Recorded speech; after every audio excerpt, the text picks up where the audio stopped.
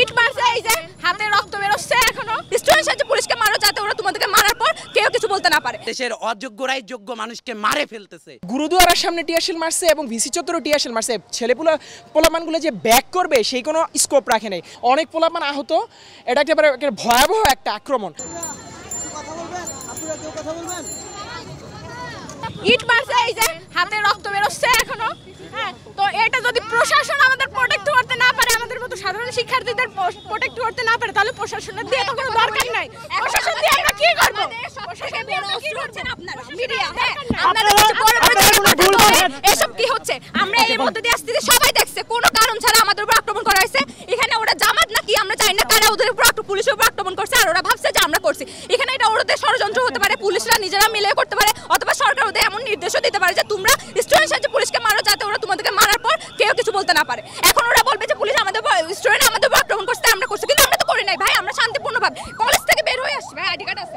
আমি ঢাকা ইউনিভার্সিটির স্টুডেন্ট। আমরা যখন না ওদেরকে পুশ করে হচ্ছে ইয়ের দিকে যাচ্ছিলাম আর কি, টিএসসির দিকে যাচ্ছিলাম, তারা যদি আমাদেরকে প্রতিহত করার চেষ্টা করতো বা মিছিলটা ছত্রভঙ্গ করার দেওয়ার চেষ্টা করতো, তাহলে 1% অন্তত পক্ষে টিয়ারশেল মারলে হতো। কিন্তু আপনারা দেখছেন যে তারা গুরুদুয়ারার সামনে টিয়ারশেল মারছে এবং ভিসি চত্বরে টিয়ারশেল মারছে।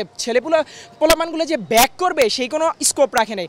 অসংখ্য মেয়ে ছিল, তাদেরকে বাধ্য করছে যে এই গেট ওয়ালগুলো টপকে ওই পাশে যাইতে। অনেক পোলাপান আহত হয়েছে। আমি নিজে এখান দিয়ে হাত ছিলে গেছে, ধোঁয়ার গন্ধে থাকতে পারতেছিলাম না।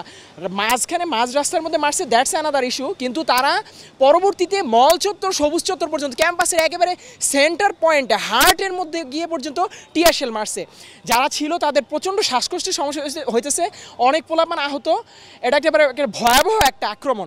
বিশ্ববিদ্যালয় প্রশাসন, ঢাকা বিশ্ববিদ্যালয় দেশের সর্বোচ্চ বিদ্যাপীঠের উপরে কিভাবে এরকম আক্রমণ করতে পারে, এবং প্রক্টরের অনুমতি নির্দেশেই তো এই ধরনের হামলাগুলো হয়েছে। কারণ বিশ্ববিদ্যালয়ের মধ্যে তো সশস্ত্র বাহিনী ঢোকার কোনো অনুমতি নাই স্বায়ত্তশাসিত প্রতিষ্ঠানের ভিতরে। প্রক্টোরিয়াল টিমের হাতে হচ্ছে সমস্ত ধরনের আইন শৃঙ্খলা রক্ষার দায়ভার। তারা কেন ঢুকাইলো? তাদের নির্দেশে এই ঘটনাগুলো ঘটছে।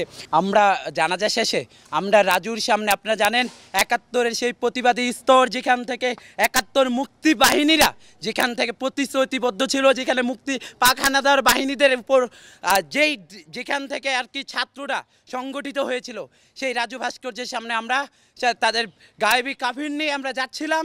সেই সময়ে আমাদের উপরে টিয়ারশেল দিয়ে আমরা ছিলাম মাঝখানে, আমরা ছিলাম ভিসির বাসভবনের সামনে। দুই সাইড থেকে, একদিক থেকে বেগম রোকেয়া হলের সামনে থেকে, রোকেয়া হলের সামনে থেকে, পিছন ভিসি চত্বরের এই দিক থেকে তারা টিয়ার গ্যাস মারতে থাকে। এতে আমরা বিভিন্ন জায়গায় বিভিন্ন ছুটে চলে যাই।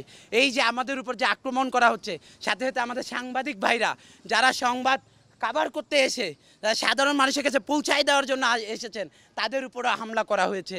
এটার তীব্র নিন্দা জানাই। এবং এইগুলোর পুরোটাই আমরা জানি সরকারের প্ল্যান, সরকারের এটা মাস্টার প্ল্যান।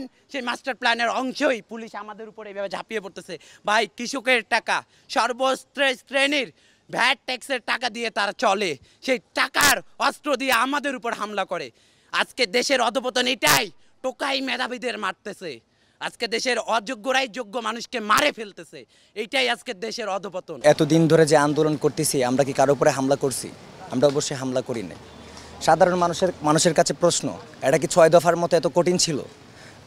বঙ্গবন্ধু শেখ মুজিবুর রহমান যে 6 দফা দাবি উত্থাপন করছিল, এটা কি এতটাও কঠিন ছিল?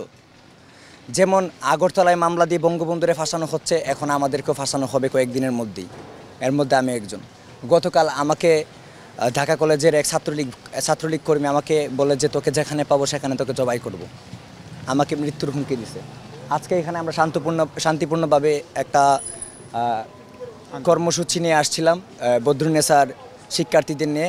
ইতিমধ্যে বদরুন্নেসা থেকে ছাত্রলীগ নিষিদ্ধ করছে ওনাদের এই অধ্যক্ষ, তো নিয়ে আসছে এখানে। তারপরে পুলিশ, তারপরে ছাত্রলীগ কর্মীরা টিয়ারশেল, তারপরে গুলি টুলি, রাবার বুলেট টুলে ছুটছে।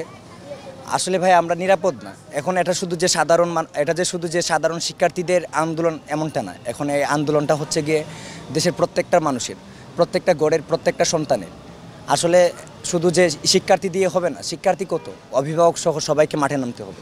যদি দেশকে বাঁচাতে চান, তাইলে আমার একটাই প্রত্যাশার দাবি থাকবে প্রত্যেকটা অভিভাবকের প্রতি, যেন তারা মাঠে নামে আমাদের সাহায্য করে এবং দেশকে আবার মুক্তি করে এই নৈরাজ্যের হাত থেকে। 52 সালে যে কাজটা করলো, শেখ হাসিনা সেই সেম কাজটাই করলো 2024 সালে এসে, এতটুকুই বলার। এই দুজনের মধ্যে কোনো পার্থক্য আমি দেখলাম না।